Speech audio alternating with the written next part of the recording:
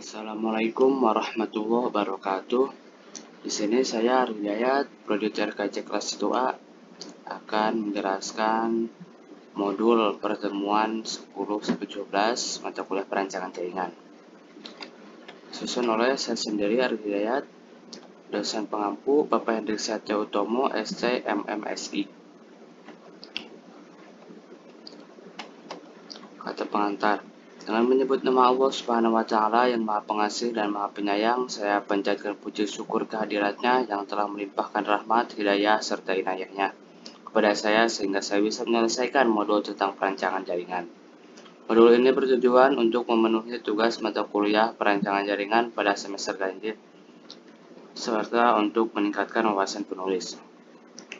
Saya mengucapkan terima kasih kepada dosen pengampu yang memberi bimbingan dalam pembelajaran. Saya sadar sepenuhnya bahwa masih ada kekurangan baik dari segi susunan kalimat maupun tata bahasanya.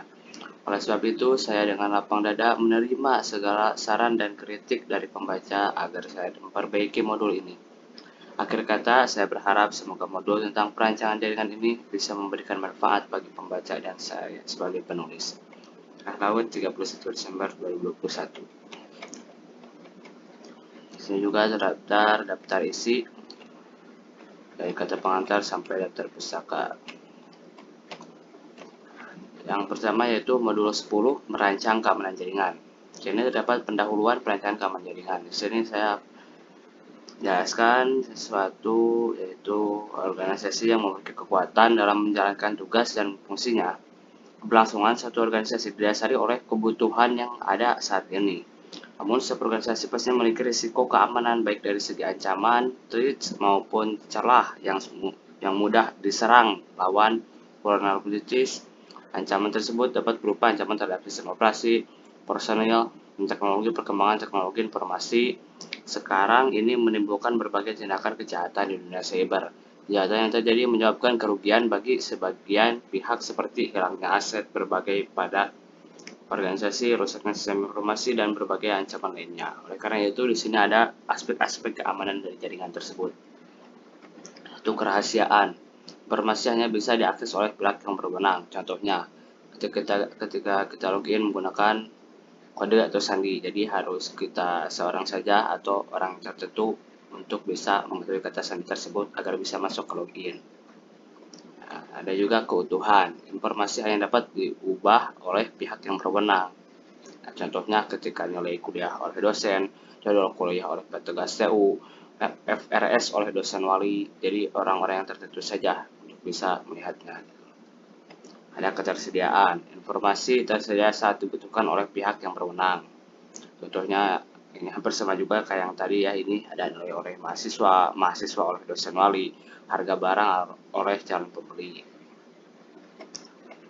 Keaslian. Pihak yang terlibat dengan pertukaran informasi dapat diidentifikasi dengan benar dan adanya jaminan untuk keaslian identitas tersebut. Contoh fingerprint untuk mengetahui juga ini asli atau bukannya. Terakhir ada non-reproduction. Penerimaan informasi mampu membuktikan bahwa pengiriman informasi benar-benar mengirim. Bila mana terjadi sesuatu di luar tanggung jawab pengirim dapat menyangkal hal tersebut. Contohnya dengan header pengiriman email. Terus ada aspek-aspek ketidakamanan, ada serangan. Nah, dalam serangan ini pun juga ada sistem komputer sehingga menjadi tidak tersedia atau tidak dapat digunakan oleh pihak yang berwenang. Contoh merusak perangkat jaringan, perangkat keras, merusak infrastruktur jaringan, merusak layanan yang berjalan. Penyadapan. Nah, di penyadapan ini, suatu pihak yang tidak berwenang mendapatkan akses terhadap sistem komputer dengan cara menyadap autentifikasi pihak yang berwenang. Contohnya menyadap username dan password. Terus ada modifikasi, yaitu suatu pihak yang tidak berwenang dapat melakukan perubahan terhadap suatu aset. Contohnya adalah mahasiswa mengubah nilai, aksi defacing. Yang terakhir ada pemalsuan. Pihak yang tidak berwenang menyisipkan objek palsu ke dalam sistem. Contohnya mengirim email palsu lah, phishing, ataupun scamming. Ada keamanan pada sistem komputer. Ada keamanan fisik, social engineering, keamanan sistem operasi dan layanan, ada keamanan jaringan dan juga keamanan aplikasi, dan ada kriptografi, dan yang terakhir ada malware. Lanjut ke modul 11 dan 12, yaitu merancang pemulihan jaringan. Nah, terhadap praktik keamanan cyber dan recovery yang terbaik ini, kebijakan terdokumentasi. Kebijakan yang terdokumentasi mencantumkan pedoman keamanan dan kewajiban karyawan saat berinteraksi dengan sistem atau jaringan perusahaan. Jadi secara tidak langsung, setiap orang memiliki dokumentasi setiap melakukan action apapun. Nah, lanjut ini ada kebijakan penggunaan yang dapat diterima atau pembatasan akses. Jadi kebijakan itu penting karena mencegah pengguna sistem berpartisipasi dalam praktis yang dapat mempengaruhi keamanan cyber suatu organisasi. Ada kebijakan akses internet atau tidak sembarang dalam menggunakan akses internet. Ada juga kebijakan akses jarak jauh atau melakukan remote. Nah, jadi yang ini tuh memberikan persyaratan keamanan yang perlu dipertimbangkan pengguna saat mengakses akun cloud dari jarak jauh. Ada enkripsi dan privasi, yaitu yang harus mewajibkan pengguna untuk mengenkripsi semua data, baik saat diam atau dalam perjalanan. Mengenkripsi data memberikan lapisan keamanan tambahan ke informasi transkripsi jika musuh cyber berhasil melanggar pertahanan dunia maya yang diadopsi. Ada kebijakan recovery bencana. Kebijakan recovery bencana berisi serangkaian tindakan yang harus dilakukan oleh pengguna yang berbeda untuk pulih dari serangan.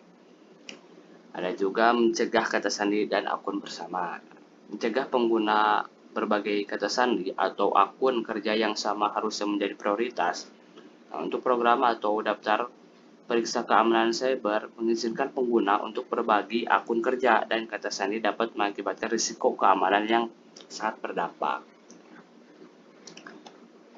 Ada pengguna situs web yang aman. Nah, situs aman memiliki koneksi HTTPS. Nah, jadi memiliki koneksi, yaitu ada HTTPS-nya, yang berarti koneksi tersebut dienkripsi. Koneksi terenkripsi memungkinkan transfer data dan informasi yang aman, yang sangat penting untuk memastikan bahwa integritas tersebut dan kerahasiaannya tetap utuh. Ada perlindungan kata sandi. Di perlindungan kata sandi ini yaitu menjaga keamanan kata sandi, memastikan hanya pengguna dengan izin yang benar yang dapat terhubung ke jaringan. Terakhir ada firewall yang kuat. Untuk apa? Untuk melindungi jaringan. Menggunakan firewall memfasilitasi pengembangan aturan pemfilteran sesuatu dengan persyaratan keamanan organisasi. Aturannya adalah untuk menyaring koneksi jahat yang masuk dapat mempengaruhi keamanan jaringan. Modul 13 dan juga 14 itu mengoptimalkan kinerja sistem jaringan. Sini ada cara meningkatkan performa jaringan tersebut, yaitu dengan kenali jaringannya gitu kan. Ya, contohnya tips pertama yang harus kita lakukan nih adalah kenali jaringan kita terlebih dahulu, ya, karena tanpa adanya pemahaman mengenai apa yang sebenarnya terjadi di jaringan kita yang kita pasang gitu, maka kita juga dapat dikatakan gagal untuk mengatasi masalah tersebut. Yang kedua ada batasi penggunaan jaringan ya. Jadi penggunanya itu yang jumlahnya banyak, ketika menggunakan akses jaringan dengan tugas sumber daya yang tinggi dapat mempengaruhi performa jaringan. Akibatnya dapat membuat jaringan menjadi lambat gitu. Oleh karena itu jadi itu perlu membatasi jumlahnya penggunanya, dikurangi aja pada jaringan kita gitu, agar tidak terlalu lambat. Terus ada lindungi jaringan dari virus. Nah, seperti yang telah kita ketahui gitu, virus dan malware dapat mempengaruhi performa jaringan, nah, menjadi lambat dan lain sebagainya. Maka dari itu harus menerapkan perlindungan terhadap jaringan dari malapetaka gitu, yang kerap disebabkan oleh virus. Terus ada kompres data. Dengan kompres data gitu, tentu dapat membuat jaringan kita tuh menjadi lebih cepat dari sebelumnya gitu. Seperti kita mengurangi ukuran file Data yang berpergian di jaringan dapat membuat segalanya bergerak 4 kali lebih cepat. Terakhir ini ada gunakan alat monitoring jaringan. Dengan menggunakan monitoring jaringan atau network monitoring, kita pun juga akan dapat memonitor jaringan yang digunakan oleh perusahaan kita. Next, kita ada modul 15 dan juga 16, memelihara jaringan. Ada cara merawat atau memelihara jaringan komputer. Ada perawatan komputer server yang awal. Itu cara yang paling mudahnya itu adalah dengan membackup data minimal 3 hari sekali atau 1 kali dalam seminggu. Nah, hal ini dapat juga meminimalisir kerusakan ataupun masalah kehilangan data secara tiba-tiba. Terus ada perawatan komputer klien. Perawatan sederhana yang dapat dilakukan yaitu dengan membersihkan komputer klien dari virus atau malware secara berkala. Kita juga bisa melakukan update antivirus dan aplikasi penting lainnya. Selain itu, dia juga bisa membersihkan file sampah juga yang sudah tidak digunakan. Nah, dengan perawatan yang sederhana ini, itu juga dapat menjaga kinerja komputer klien agar tetap dalam kondisi prima, tetap aman.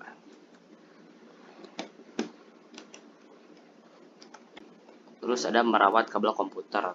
Merawat kabel komputer gitu kan, juga bisa melakukan dengan memilih kabel yang berkualitas bagus yang terbuat dari besi atau plastik yang kokoh gitu. Jadi kita juga bisa menempatkan kabel pada posisi yang aman dan merapikannya agar terkesan rapi. Terus ada merawat hub dan switch. Yang ini gitu, dengan melakukan pengecekan secara berkala serta meletakkan 2 perangkat ini di tempat yang aman. Nah, gitu. Yang terakhir ada merawat konektor RJ45. Nah, di merawat yang terakhir ini yaitu salah satu perangkat yang penting dalam jaringan komputer untuk memasang instalasi jaringan wireless dan juga LAN, local area network. Nah, kita juga dapat menggunakan konektor RJ45 yang nantinya dihubungkan pada kartu jaringan. Perawatan sederhana yang dapat kita lakukan yakni dengan membersihkan pin konektor secara rutin, baik menggunakan sikat khusus atau alat lainnya. Ini ada next yang terakhir nih, modul 17, mengevaluasi jaringan komputer untuk perkembangan masa depan. Pertama ada evaluasi jaringan komputer. Untuknya munculnya teknologi masa depan merupakan salah satu bentuk perkembangan zaman yang terus berjalan semakin cepat. Meski memudahkan hidup manusia dan juga berdampak positif, namun hadirnya teknologi masa depan juga mampu menimbulkan pengaruh negatif. Gitu. Jadi ada positif, ada negatifnya juga, gitu kan. Banyak hal di masa kini yang dianggap akan musnah jika manusia menggunakan teknologi masa depan gitu, dengan kemampuan yang super canggih gitu. Kalau nanti kita di masa depan. Gitu. Terus nih, yang kedua ada prediksi penggunaan komputer di masa depan. Di sini terdapat banyak juga nih, ada bidang perbankan, di bidang perbankan gitu kan. Dari cara pengecekan uang tunai, gitu. Jadi keseluruhan sistem ini akan mengubah gitu cara kerja bank, pengecer, grosir dan juga pedagang gitu. Jadi akan lebih di-upgrade lagi gitu. Kalau misalkan di masa depan itu semua itu serba canggih. Nah, juga ada bidang transportasi. Dalam bidang transportasi juga gitu kan, memberikan kemampuan untuk mengolah kendaraan dengan melacak lokasi dari pengguna kendaraan tersebut gitu. Komputer digunakan untuk mendeteksi banyaknya mobil yang berhenti di lampu lalu lintas. Selain itu juga komputer dapat menghitung waktu optimum dari sinyal lampu lalu lintas untuk memperlancar lalu lintas. Juga bidang informasi dan juga komunikasi. Dalam bidang informasi dan komunikasi telah terjadi kemajuan yang sangat pesat. Dari kemajuan dapat kita rasakan dampak positifnya antara lain yaitu dengan kita lebih cepat mendapatkan informasi-informasi yang akurat karena sudah adanya internet. Juga dapat berkomunikasi dengan teman gitu, dengan juga keluarga dari jarak jauh gitu kan, dengan melalui handphone. Dan juga kita juga bisa mendapatkan layanan bank dengan sangat mudah gitu, semakin berkembangnya zaman.